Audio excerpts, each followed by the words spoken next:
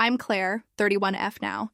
But this story takes place when I was 20 during my junior year at Eastern State University. What started as an exciting new chapter with 5 roommates turned into the most dramatic housing situation I've ever experienced. Looking back now, I can laugh about it, but at the time, it was a complete nightmare. It all began when 6 of us decided to rent this huge Victorian house just off campus. The place was a gem. 3 stories, hardwood floors, bay windows, and enough space that we wouldn't be constantly tripping over each other. The rent was surprisingly reasonable, split 6 ways, probably because it was completely unfurnished and needed some TLC. But we were juniors now, ready to graduate from the key.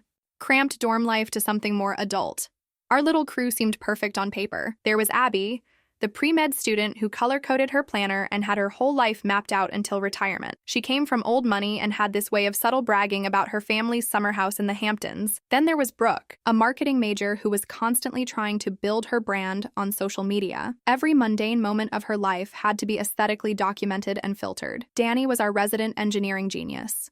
Quiet, but wickedly funny once you got to know her. She could fix anything in the house, and had this incredible vinyl collection that we'd listen to during study sessions.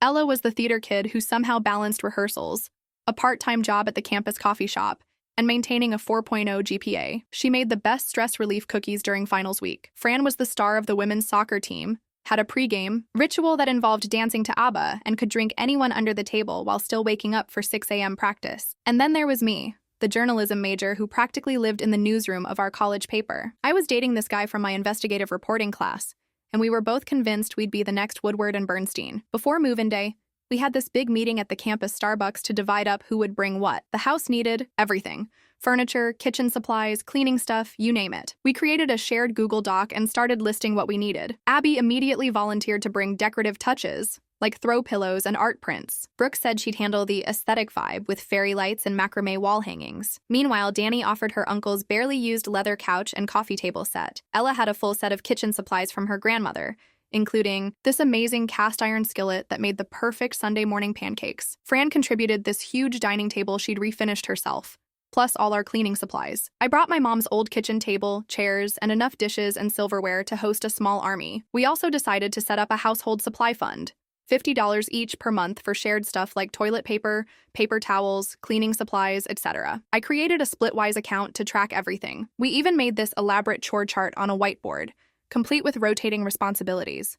It was color-coded, Abby's influence, and had these little magnetic markers we could move around. Move-in day was chaos in the best way possible. My dad brought his truck, Danny's uncle helped with the heavy lifting, and Ella's mom showed up with enough homemade lasagna to feed everyone. We spent that whole weekend arranging furniture, hanging curtains, and debating the optimal kitchen cabinet organization system. The house gradually transformed from an empty shell into something that felt like home. The first few weeks were like something out of a college brochure. We'd have these epic study sessions in the living room, everyone sprawled out with their textbooks and laptops, sharing snacks and helping each other prep for exams. Sunday mornings became our unofficial brunch tradition, with everyone taking turns making their specialty. Ella's French toast was legendary, and Fran made these protein-packed smoothie bowls that actually tasted amazing. But then Andy started showing up more often. At first, it was just Abby's boyfriend dropping by occasionally, bringing her coffee during her intense study sessions or picking her up for date night. He seemed nice enough, a business major with perfectly styled hair and ambitious plans about some tech startup he was going to launch. Nobody thought much of it when he stayed over once or twice a week.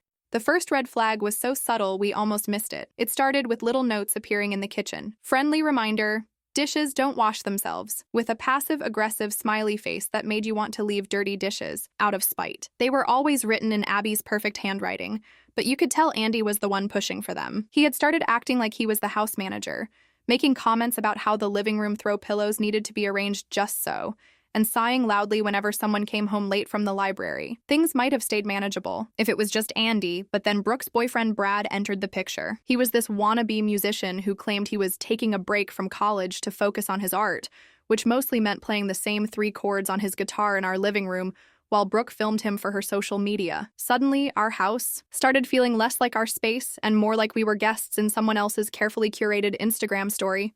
Despite the growing boyfriend situation, fall semester started off pretty amazing. We threw this massive housewarming party that became the talk of campus. Ella's theater friends put together the perfect playlist, Fran's soccer team brought enough drinks to stock a small bar, And Danny surprised everyone by making these incredible Korean street food dishes she'd learned from her mom. The party really showed off everyone's true colors. Abby spent half the night following people around with coasters. But even she loosened up after Fran convinced her to try one of her signature Victory Punch cocktails. Brooke was in her element, documenting every moment for her future lifestyle blog, though at least back then she'd actually put her phone down and join in the fun. We fell into this comfortable routine after that. Our house became the go-to spot for study groups, partly because we had the space, but mostly because of our snack game. We had this system where everyone would pick up their assigned snacks during grocery runs. Danny handled the Asian snack aisle. Her honey butter chips were addictive. Ella baked something new every week. Fran kept us stocked with protein bars and fancy trail mix. And I'd grab whatever was on sale at Trader Joe's. Even Abby and Brooke contributed back then. Abby always had these fancy imported chocolates, and Brooke knew where to find the best local kombucha. Sunday brunches became our thing. We'd all stumble down to the kitchen around 11, still in pajamas, and throw together these epic feasts. Ella would make her French toast with this secret ingredient she swore she'd take to her grave. Pretty sure it was vanilla bean paste. I'd scramble eggs with whatever veggies needed using up, and Fran would blend up her hangover cure smoothies. Even Andy and Brad were tolerable then. They'd bring bagels from this amazing local place and actually help with the dishes afterward. Movie nights were another tradition we started. Every Friday, someone got to pick the film and theme the snacks around it. When it was my turn, I chose All the President's Men, journalism nerd, remember? And made these little snack boxes labeled Deep Throat's Secret Stash. Danny went full, sci-fi with Blade Runner and Korean cyberpunk-themed street food. Ella's musical nights were legendary. She'd get everyone to sing along, even Danny, who claimed she was allergic to performance. But looking back, there were warning signs we should have noticed. Like how Andy started suggesting changes to our chore chart because he didn't think the bathrooms were being cleaned properly, despite never actually cleaning them himself. Or how Brad would leave his guitar in the living room and get upset if anyone moved it, even though we all needed that space to study. The real shift started happening around midterms. Abby began complaining about noise after 10 p.m., which was ridiculous in a house full of college students during exam season. She'd send passive-aggressive texts to our house group chat about respecting others' sleep schedules, rich coming from someone whose boyfriend had loud phone calls about his startup at 7 a.m. Then Brooke started her Wellness Journey YouTube channel. Suddenly, our kitchen became her filming studio. She'd get mad if anyone dared to cook or, God forbid, run the dishwasher during her filming blocks. She even tried to suggest we all switch to her clean eating diet plan because our regular food was ruining her aesthetic. This from someone who I regularly caught sneaking Taco Bell at 2 a.m. The boyfriends got worse too. Andy started acting like our RA, creating a quiet hour schedule that he'd enforce by passive-aggressively stomping upstairs and sighing loudly if anyone violated it. Brad's band practice sessions in the basement went from weekly to almost daily, and he'd guilt-trip anyone who complained about the noise by saying we were stifling his artistic expression. Things came to a head during finals week when Andy actually tried to set up a study schedule for the common areas. He made this whole spreadsheet about when each person could use the living room to study, completely ignoring the fact that we all had different exam schedules. The last straw was when he tried to kick Danny out during her engineering project crunch time, because it wasn't her designated study block. What made it worse was how Abby and Brooke started backing up their boyfriend's ridiculous demands. They'd act like we were the unreasonable ones for wanting to, actually live in the house we were paying rent for. Brooke even started doing these passive-aggressive day-in-the-life vlogs where she'd make subtle digs about her challenging living situation and how hard it was to maintain a positive space with negative energy around. The holidays were actually a blessing, in disguise. Having that break from the house made us realize just how tense things had gotten. I remember sitting in my childhood bedroom back home, scrolling through texts from Danny, Ella, and Fran, all of us sharing similar stories of how we'd had to walk on eggshells in our own home. That's when we started having our secret coffee shop, meetings, planning our escape over lattes and muffins while pretending we were just study groups to anyone who might see us. When winter semester started, Andy and Brad weren't even pretending anymore. They had fully moved in. Like, boxes in the basement, mail delivered here, using our address for job applications moved in, and of course neither of them offered to chip in for rent or utilities. Why would they? According to Abby, we should be grateful for Andy's management skills, and Brooke insisted Brad's music added value to our living environment. The living room became their domain. Andy set up this massive gaming setup, complete with 3 monitors and this gaming chair that took up half the space. He claimed he needed it for networking, because apparently screaming at League of Legends players at 3 a.m. was crucial for his future tech career. Brad transformed the other half into his studio, which was really just his guitar, about 15 different effect pedals, and a microphone setup that he'd leave out permanently because moving it would disturb his creative flow. Remember that beautiful leather couch Danny's uncle gave us? Andy and Brad basically claimed it as their throne. They'd sprawl out there all day, leaving their empty energy drink cans and protein bar wrappers everywhere. Once, when Ella tried to sit there to run lines for her theater final, Andy actually said, "Oh, we're kind of in the middle of something here." They were watching YouTube compilations of gaming fails. The kitchen became a war zone. Our meal prep Sundays turned into Dodge the Boyfriend's Olympics. They'd take up all the counter space with their protein shake blenders and meal prep, mixing protein powder with milk in different containers. Brad started this raw vegan phase that conveniently only applied to shared meals. I caught him demolishing McDonald's in his car at midnight multiple times. Parking became another nightmare. We had 4 spots behind the house that we were supposed to rotate through, since 2 of us could park on the street with our campus passes. But somehow, Andy's Tesla and Brad's beat-up band van became permanent fixtures. When Fran needed to unload heavy equipment for her team's fundraiser, Andy told her she should plan better and park 2 blocks away because he had important meetings, aka virtual gaming tournaments. The bathroom situation got even worse. Our house had 2 full bathrooms, one upstairs, one downstairs. Suddenly, the upstairs bathroom became the executive bathroom.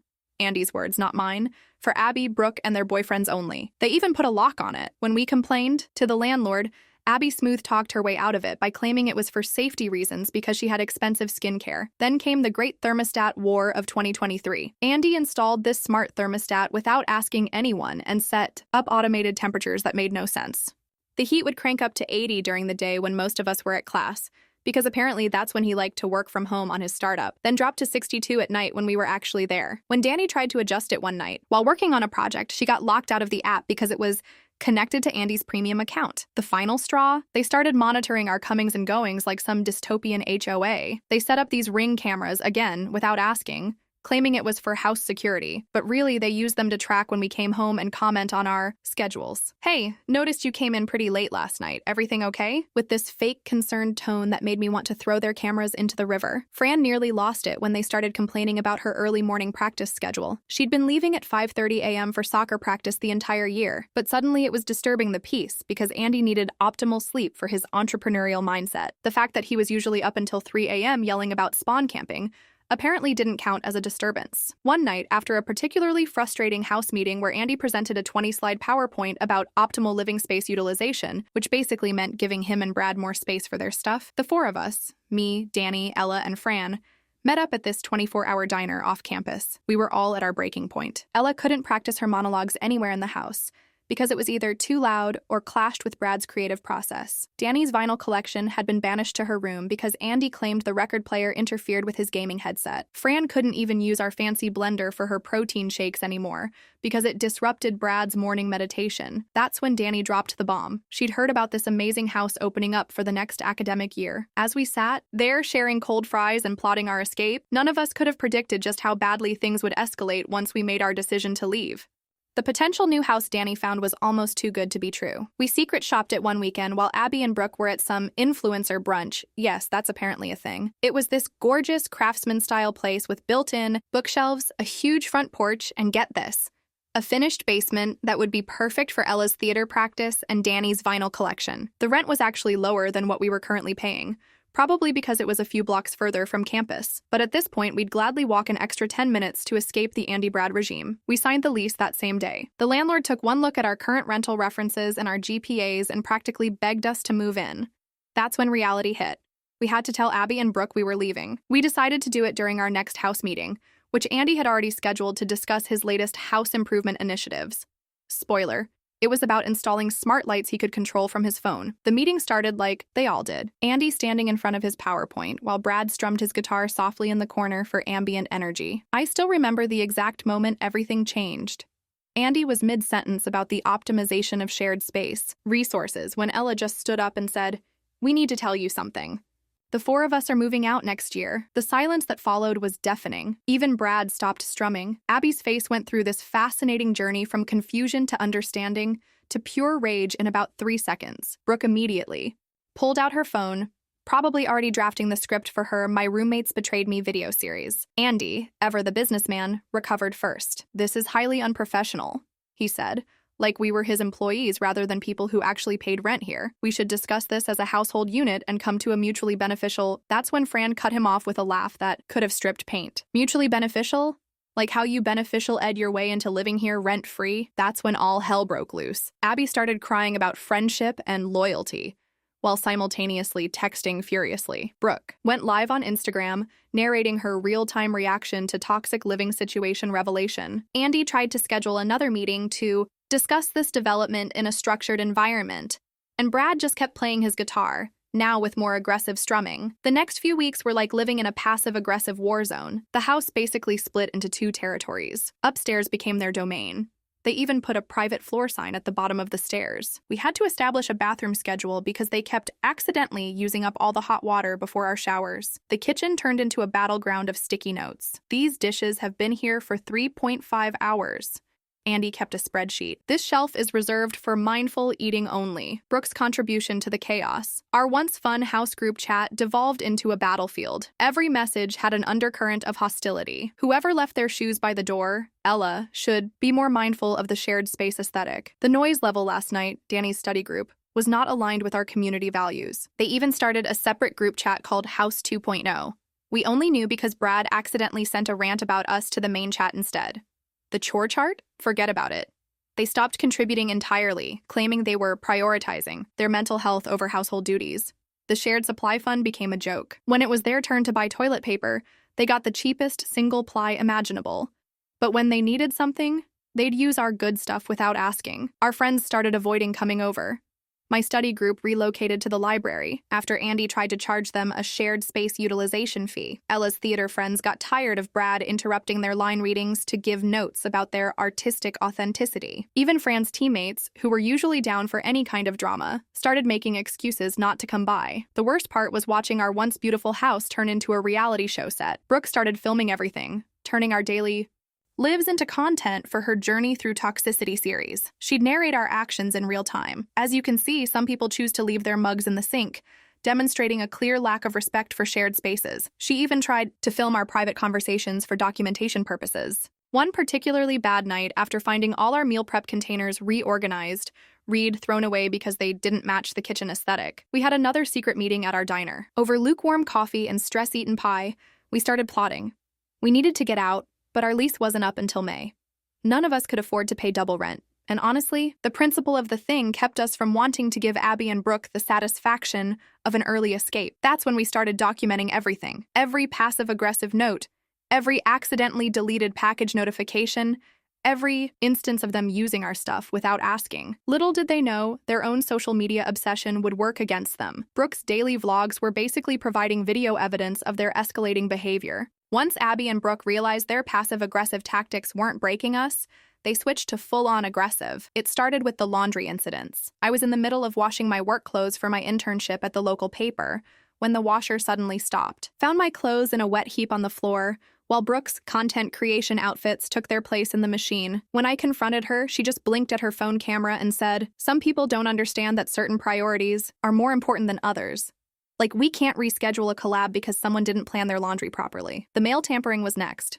Important letters started disappearing. My summer internship acceptance letter, mysteriously, vanished. Ella's theater competition invitation must have gotten lost in the mail. Danny's engineering scholarship renewal, returned to sender, written in suspiciously familiar handwriting. Fran's team captain election results, found them later, torn, up in the recycling bin. They got creative with their revenge tactics too. Every time any of us got flowers from our boyfriends, they'd mysteriously die within hours. Turned out Andy was spraying them with some kind of cleaning solution when we weren't around.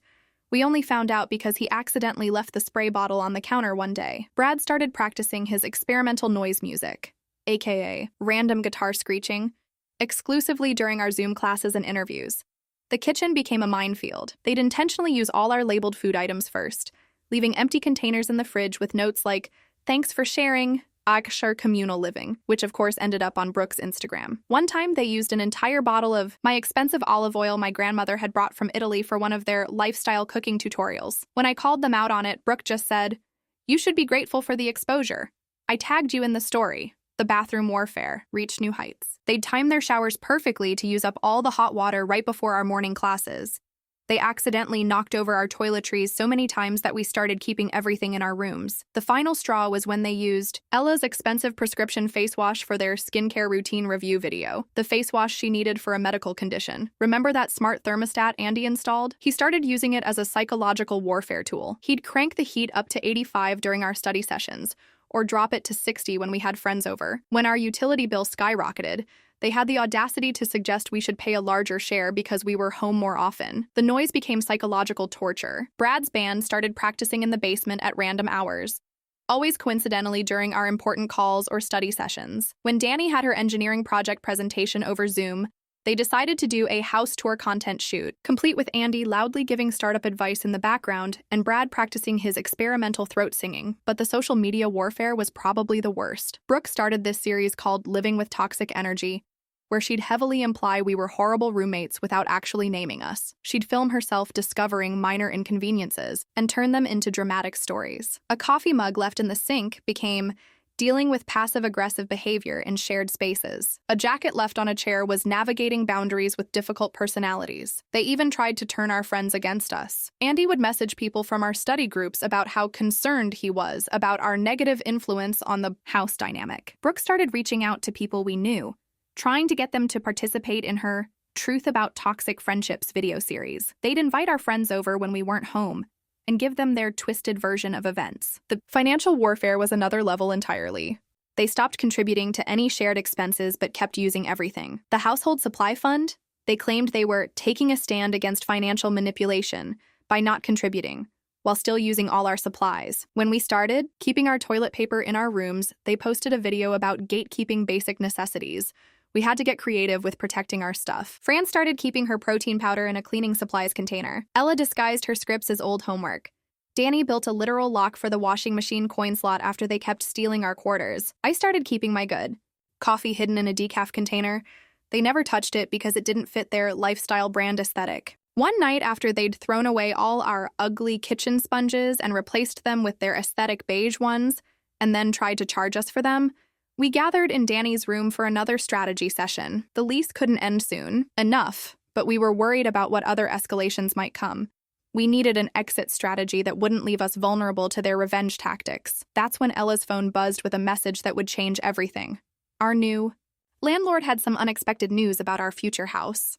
The message from our new landlord was like a gift from the housing gods. The current tenants were moving out early, and we could have the house 2 weeks before our lease ended, at no extra charge. We sat there in Danny's room, staring at Ella's phone, hardly daring to breathe. This was our chance, but we had to be smart about it. We couldn't risk Abby and Brooke finding out about the early move-in option. With their track record, they'd probably try to sabotage it somehow. I wouldn't put it past Andy to call the new landlord with some made-up concerns about us as tenants. So we started planning Operation Clean Break in secret. Using our journalism class's group project as cover for our planning meetings, the campus coffee shop became our war room. Every detail had to be perfect. Danny, with her engineering precision, created this incredible spreadsheet tracking everything we owned in the house. It was color-coded based on who bought what, with special notation for items we'd split the cost on. She even had a column for calculating depreciation value, in case Abby and Brooke tried to claim we owed them money for shared investments. Ella, using her theater experience, worked out the timing like it was a production. She figured out exactly how long it would take to move each room, calculated how many trips we'd need, and even made a backup plan in case it rained. She also had this brilliant idea to start slowly moving our less obvious belongings early. Winter clothes, extra books, things we wouldn't need right away. Fran rallied her entire soccer team to help with the move. They were all too happy to assist after watching Brooke try to film them for her Athletes versus Influencers, The Truth video series. The team had this group chat specifically for coordinating their roles in our escape plan. They even made it into a training exercise, building strength through moving furniture. I put my investigative journalism skills to use by documenting everything. Every receipt, every Venmo transaction, every text about shared expenses. I had a folder of screenshots from Brooke's social media where she'd inadvertently documented their bad behavior. My favorite was her morning routine video where she clearly used all our stuff while talking about creating boundaries. We planned the move for Memorial Day weekend, knowing Abby and Brooke always went camping with their boyfriends that weekend. They never missed a chance to create authentic outdoor content, even though we all knew they actually stayed in a luxury glamping resort. This gave us a solid 72 hours to execute our plan. The hardest part was acting normal while we prepared. We had to keep up appearances, still following their ridiculous house rules and pretending we weren't counting down the days. When Andy posted his new house constitution in the kitchen, complete with rules about approved conversation topics in common areas, we nodded along while secretly adding it to our evidence folder. We started doing test runs of our escape route, timing how long it took to get from the front door to the moving truck spot, mapping out the best way to carry furniture through the house, even practicing quick dismantling Andy's gaming command center so we could get our TV stand back. Danny figured out how to disconnect his precious smart home devices without triggering any notifications to his phone. The supply gathering began in secret. We stored moving boxes in Fran's teammate's garage, bought packing tape with cash so it wouldn't show up on our shared Amazon account. Ella even managed to snag a bunch of free boxes from the theater department's recent production of The Glass Menagerie. There was something poetic about using boxes from a play about escaping a toxic household. We had to be especially careful about our shared items inventory. Every pot, pan, and piece of furniture had been photographed with its original receipt. We even had witnesses who could verify what we'd brought to the house. My editor at the college paper helped me create a literal paper trail of evidence, just in case they tried to claim we'd stolen anything. The trickiest part was figuring out what to do about the household supplies. Technically, some of them had been bought with shared funds, back when Abby and Brooke were still contributing. Danny, our resident mathematician, calculated exactly how much of each item they'd paid for versus how much they'd used. The results were illuminating. They'd used about 80% of the supplies while contributing only 20% of the cost in the past few months. As Memorial Day approached, we watched Brooke's social media like hawks for any sign that their camping plans might change. She was already posting her festival fashion haul and glamping essentials videos, each one making us more confident that they'd stick to their plans. Andy had started his usual pre-trip routine of leaving passive-aggressive notes about house security during their absence. The weekend before the move, we had one final secret meeting at our diner. Over endless cups of coffee and stress-eaten fries, we went through our plan one last time. Everything was in place. The moving truck was reserved, our friends were on standby, and our new house was ready. We just had to wait for Andy's Tesla and Brad's band van to pull out of the driveway, and Operation Clean Break would begin. Memorial Day weekend arrived with perfect timing. We watched from our windows as Abby and Brooke did their usual pre-trip photo shoot on the front porch, posing with their matching Adventure Awaits water bottles and carefully curated casual camping outfits. Andy packed his Tesla with what looked like enough glamping gear to stock an REI store, while Brad loaded his guitar, because apparently wildlife needs to hear Wonderwall. The moment their cars disappeared around the corner, Operation Clean Break launched into action. It was like watching a perfectly choreographed dance. Fran's entire soccer team arrived in waves. They'd planned it so it wouldn't look suspicious to the neighbors. Ella's theater friends showed up in their stage crew blacks, treating the whole thing like a set strike. My newspaper colleagues came with their cars, and Danny's engineering study group arrived with tools and a detailed disassembly plan for the furniture. First out was my mom's kitchen table and chairs, the ones Abby had called charmingly retro. Translation, not aesthetic enough for her taste. Then went Danny's uncle's leather couch that Andy had basically turned into his gaming throne. The coffee table he'd covered in his startup plans and energy drink cans, gone. The dining room table Fran had refinished herself, which Brooke had used as her content creation station, carefully wrapped and loaded. The kitchen was next. Every pot, pan, and utensil that we'd brought went into labeled boxes. The fancy coffee maker I'd bought, packed. Ella's grandmother's cast iron skillet that had made countless Sunday brunches, safely wrapped. The food processor Danny's mom had given us that Brooke only used for her wellness shots, added to the moving truck. We were like a well-oiled machine. While one group packed the kitchen, another tackled the living room. The good vacuum cleaner I'd brought from home, gone. The broom and dustpan Fran had bought, packed. Every lamp, throw pillow, and rug we'd contributed disappeared into boxes. The shower curtain, bath mat, and all the cleaning supplies we'd paid for, all of it came with us. The best part was dismantling Andy's precious smart home setup, Danny's. Engineering friends treated it like a reverse engineering project. They carefully unplugged every device we'd actually paid for, the smart TV, the sound system, even the router we'd all split the cost of before the boyfriends took over. They left his gaming command center balanced precariously on an old TV tray we'd found in the basement.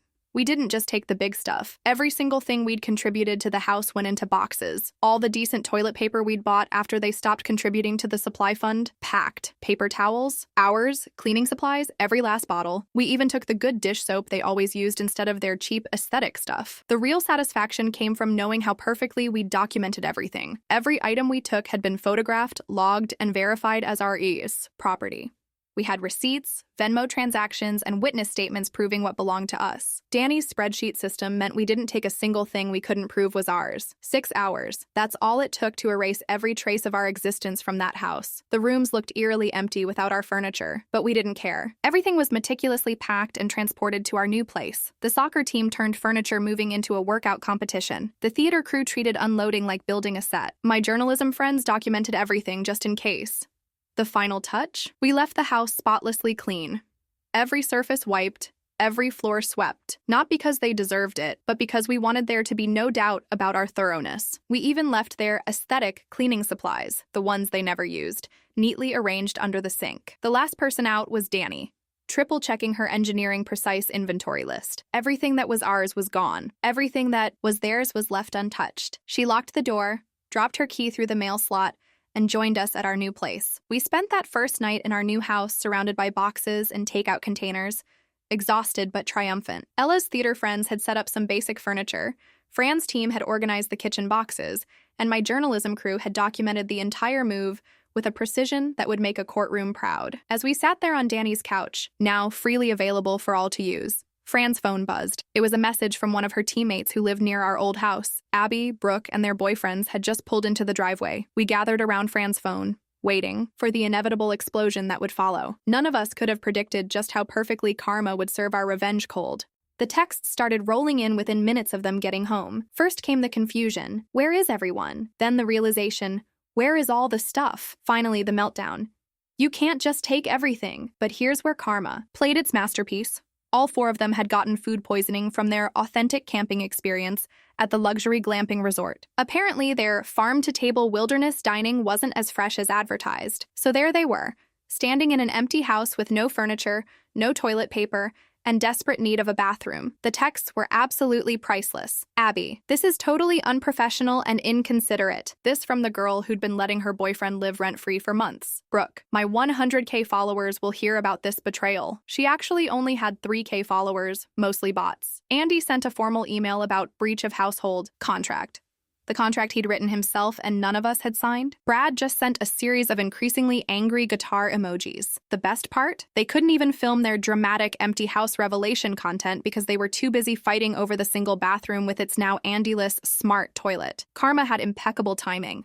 They tried everything to get back at us. Brooke posted a tear-filled video about toxic friend breakups that backfired when people in the comments started pointing out how entitled she sounded. Andy threatened legal action, but went quiet when we responded with our meticulously documented inventory and proof of ownership for everything we'd taken. He especially shut up when we mentioned we had evidence of them tampering with our mail, a federal offense. Brad attempted to rally the local music scene against us, but it turned out most musicians already couldn't stand him after he'd criticized their lack of authentic artistic vision at open mic nights. Abby tried complaining to the university housing office, only to learn that since it was off-campus housing, they couldn't do anything. Plus, her story about abandoned roommates fell apart when they realized she'd been letting 2 unauthorized tenants live there. The next few weeks were blissful. Our new house quickly became the warm, welcoming space we'd always wanted. Ella could practice her monologues in the finished basement without Brad's artistic feedback. Danny's vinyl collection once again filled the air with actual music instead of gaming rage. Fran's early morning protein shake blending didn't trigger any noise complaints. I could leave dishes in the sink for more than 3.5 hours without receiving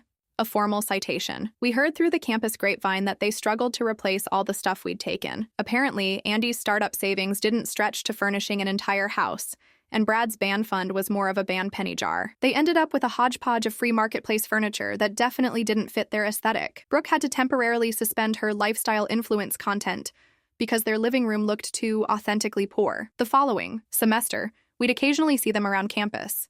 They'd either quickly walk the other way or try to film us while narrating about rising above negativity. We just went about our lives, enjoying our drama-free house and flourishing in our respective fields. That was 12 years ago. Looking back, it was a defining moment for all of us. Danny went on to start her own engineering firm, and yes, she still has that leather couch in her office. Ella's now a successful theater director who tells this story to every new cast as a lesson in timing and execution. Fran coaches college soccer and uses our escape plan as a team-building example. I turned our story into my first investigative piece for the college paper, which helped land me my first journalism job. We're all still close friends. We have a group chat called The Great Escape, where we share life updates and occasionally reminisce about our perfect getaway. Every Memorial Day, we get together for what we call our moving party anniversary, complete with takeout and silly toasts to Karma's impeccable timing. As for the others, last we heard Abby and Andy broke up after his startup failed. Turns out gaming rage doesn't translate well to actual business skills. Brooke's influencer career fizzled when social media shifted away from perfectly curated aesthetic feeds to more authentic content, something she never quite grasped. Brad still plays open mic nights at local bars, though he's dropped the throat singing. The house itself, it got converted into student apartments a few years later. Sometimes when I drive past it, I can't help but smile, remembering how 6 college girls, 2 insufferable boyfriends, and 1 perfectly executed plan turned into a story we'll be telling for the rest of our lives. We learned some valuable lessons from that year. Document everything. Choose your roommates carefully. Don't let anyone gaslight you about reasonable living expectations. And most importantly, sometimes the best revenge isn't about getting even, it's about getting out with your sanity and your furniture intact. Oh, and we still have that group photo from moving day. All of us surrounded by boxes and takeout containers, exhausted but grinning. It's framed in our homes, a reminder that sometimes the family you choose and the furniture you rescue are the most important things in life.